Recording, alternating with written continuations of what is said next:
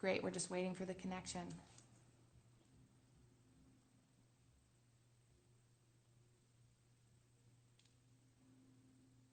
Thanks all, welcome. We're excited you could join us today. All right. Hello, Governor, we're so excited to have you join us today. Thank you, I'm glad to be with you. We had some technical issues on our end too, so I'm glad it worked out. No, absolutely, absolutely. Well, I know we have limited time with you, so I want to dig right in. First, let me share how excited the Vote Run Lead community is, and I think just women across America that we are connected to in all 50 states to see your leadership now on the national stage, but to also have you spend these few minutes with us.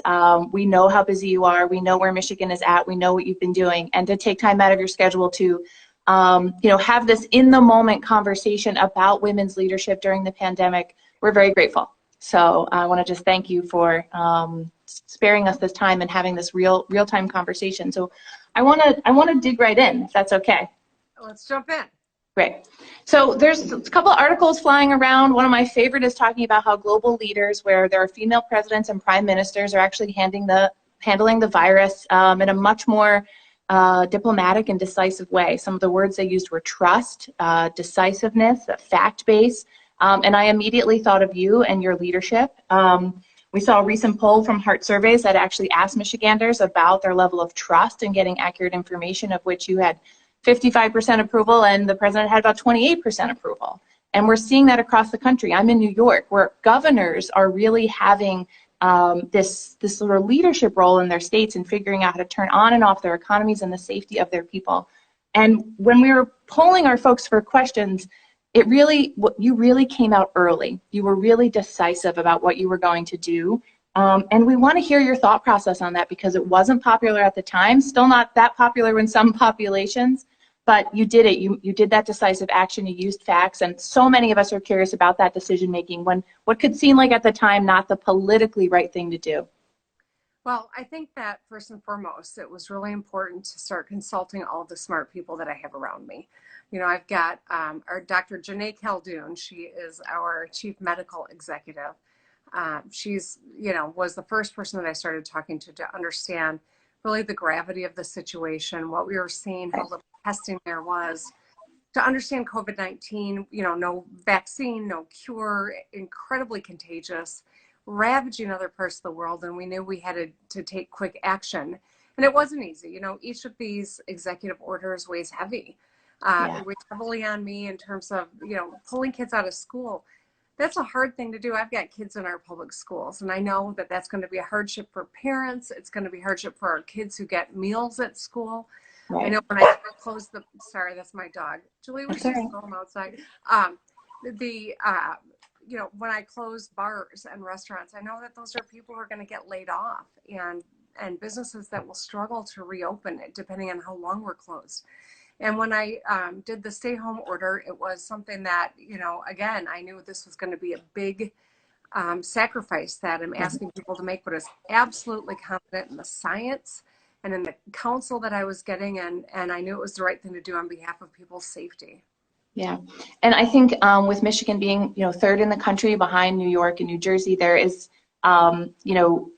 the conversation we're starting to have as we're seeing, unfortunately, folks pass from this, is that it's disproportionately affecting Black and brown communities. African Americans are dying from this at a faster rate, and would love to bring in and sort of center the conversation around racial justice and how we are sort of taking care, and some of the plans that you have as we're beginning to think about what are the next phases of this.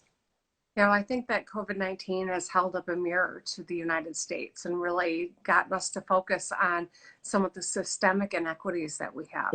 When there is not equivalent ability to see a doctor, or to have coverage for your healthcare through your workplace, or to have great educational opportunities for your kids, which means that they will struggle to get into the jobs that provide those things.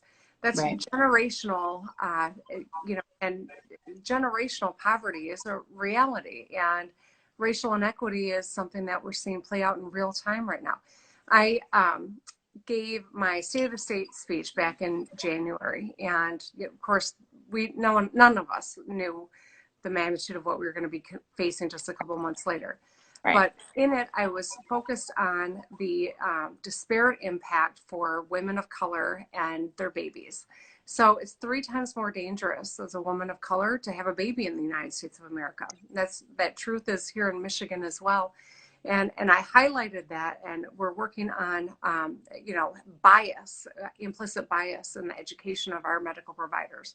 We're working on, creating more opportunity for people of color to go into fields of medicine. So that's one important thing that we can do.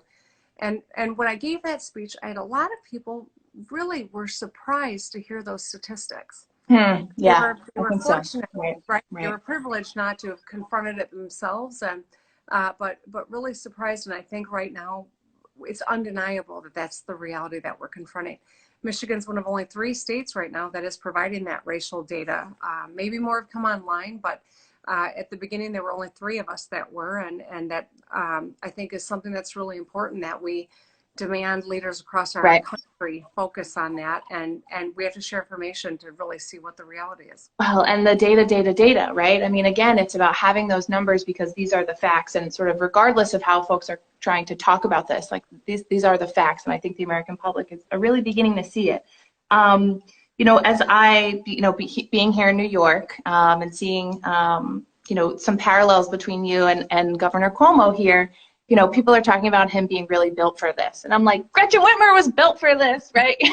Sort of looking at just some of the ways in which we've seen the gendered leadership as you have been, yes, there's been more profiles on you. Yes, there's more of a national conversation. But for some of us who've been doing local work, started out in the state house, moved to the state senate, decided to run for governor, and the reputation that precedes you, it's tough, I think, for those of us who are familiar with you to see how just sort of the gendered impact of your leadership as an executive of a state, as how we can get sort of a finger wagging from Cuomo, but that a hair, how dare she, as you sort of say some of the very same things, and it adds another layer. And as women who are watching this, women leaders, we know that that's another layer that we have to persevere through as we're continuing to do what we want to do and serve the public. And so how are you doing it? How are you persevering? How are you kind of, what are you doing with that noise that's coming at you right now from a pretty sexist and misogynistic place in some cases?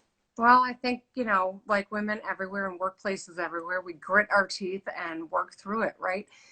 It was interesting. The thing that I said that got a reaction out of the White House was the same thing that my fellow governors had said across the country, frankly, Republican and Democratic, saying that there's no national strategy, that this patchwork is going to make us more susceptible to life loss, that the Defense Production Act should be ramped up, that we should be able to rely on the feds for a national stockpile and a national strategy here. But when I said it, it got a totally different reaction. And one of the things that's really, I think, for me, reinforced that, we've made some strides. 2018, a lot of women won governor's races. We won all of the top races in Michigan. I mean, all the executive offices are held by women, which is amazing. But we are still the minority, and we are still treated differently. And for my daughters, I think what I want them to see me do is, sure, I'll take the body blows, but I'm going to dust myself off and get right back in it. And I didn't ask to be treated differently, but I'm going to take it on because I have a job to do, and nothing's going to get in my way of doing that. I love it. I love it. I mean, thinking of a job to do, I think some of the coalitions we're seeing right now are some of these governors who are starting to form in, whether it's the Northeast here or the Northwest. Is that something that you're thinking about in, Wisconsin and Ohio, where you have both a Republican and Democratic governors, an opportunity to, come together as a block of states and how you will reopen and how things will happen for Michigan's economy and folks getting back to somewhat normalness? Yeah, absolutely. So we have been working as a consortium already. So I think that that's a story that's happening, that the press is just kind of getting wind of. Yeah. But we have been, Tony Evers from Wisconsin, Tim Walz from Minnesota, J.B. Pritzker from Illinois, Mike DeWine, Republican from Ohio. We've all had an ongoing dialogue, helping one another out as we are trying to get a hold of the masks and the personal protection equipment that our frontline providers need. talking about what are the metrics we each need to see in order to say, okay, it's safe to phase in a re-engagement of our economy. And so I'm grateful that I've got these other governors locally with whom I can, work and bounce ideas off of and think about a regional strategy with. Yeah, that's great. That's great. I mean, I think one of the questions we got from one of our partners, United State of Women, is a partner on this, is just, I think as women leaders, there's a lot of stuff that comes at us, and we've been doing these conversations, we've been doing in every woman's virtual campaign team so that women can stay competitive in this time, which has been women are being really thoughtful about how they approach their own leadership, about don't want to be seen as sort of the candidate raising money right now, but why they got into running for office is because they wanted to serve. And just some of that hesitation that I think folks are having as candidates to walk that fine line of, being that public servant or being, wanting to be in service of community and having this all under the sort of politics, right? The sort of ugly side of politics. And what advice might you have for women right now that are trying to get on trying to remain on this digital campaign trail, that are sort of doing the double work of, inside their homes, homeschooling, watching this live, doing their jobs, and just how are you doing it? What are some of the ways you're staying resilient? I think it's important. We are coalition builders by nature. I think we build groups of people. We listen to them. That's a strength. I think that's what helped me navigate, being so aggressive on the front end of this virus. But we also should listen to ourselves. And I just say that because, I've been doing a lot of national television. And of course, I get a lot of people, who are not with me politically say, oh, you're trying out for another job. They're casting all sorts of aspersions on me. But the fact of the matter is, I know this. This is what I know.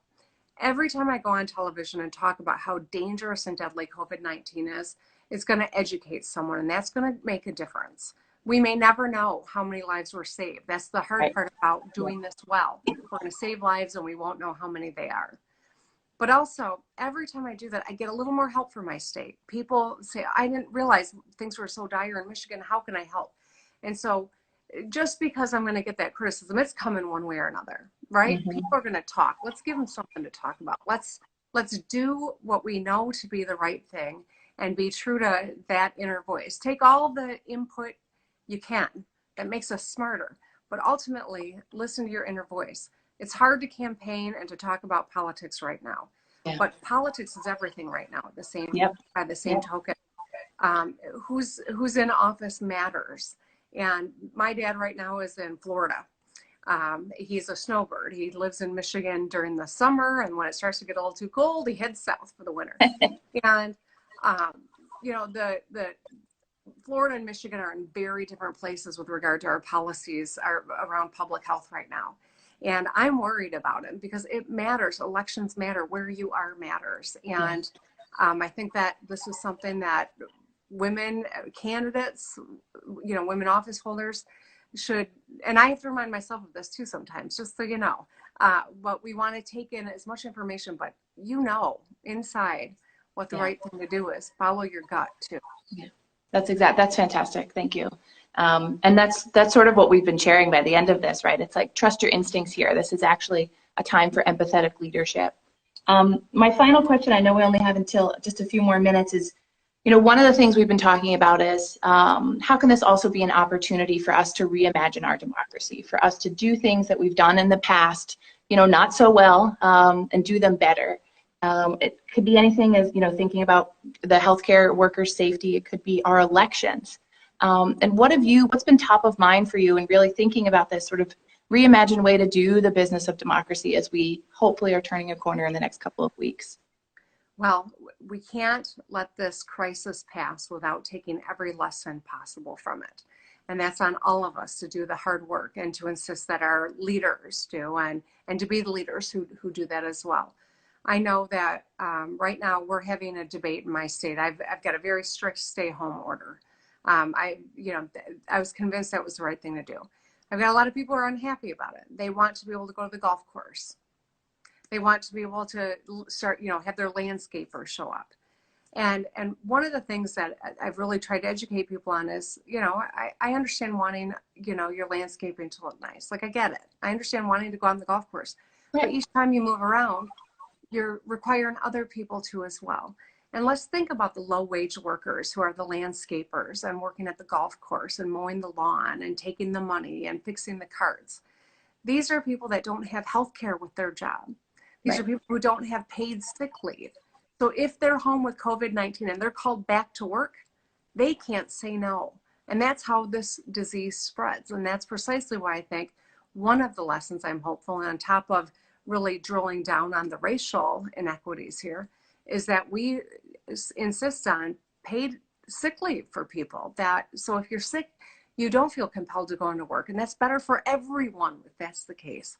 And access to health care as well. I mean, I think that those are pieces that I'm hopeful we learn and make this democracy better for all the people who make it work every day.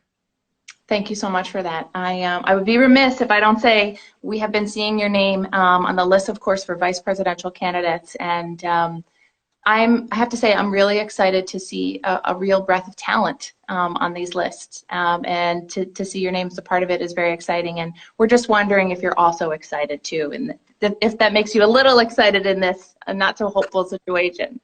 But the irony of being thrust into the national spotlight was it was started by an unkind thing, and then a lot of nice stuff has happened. I wasn't looking for it, but I will say this.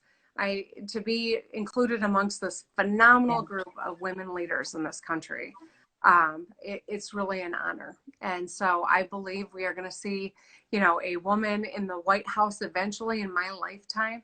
To see a woman become vice president gets one step closer to ultimately that happening one day for us and for our kids and my daughters, who I thought they'd already have seen a woman.